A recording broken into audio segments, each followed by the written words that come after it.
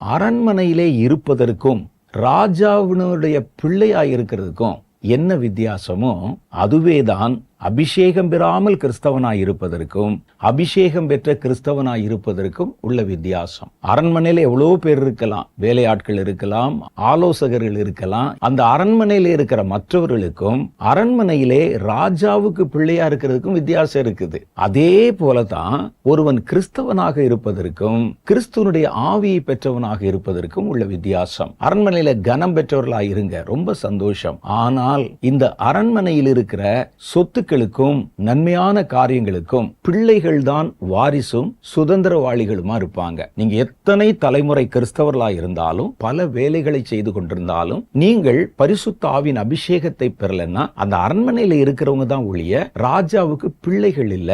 ஒரு பரிசுத்த ஆவியின் அபிஷேகத்தை பெறும்போது நாம் புத்திரர்கள் என்று அடையாளமிடப்படுகிறோம்.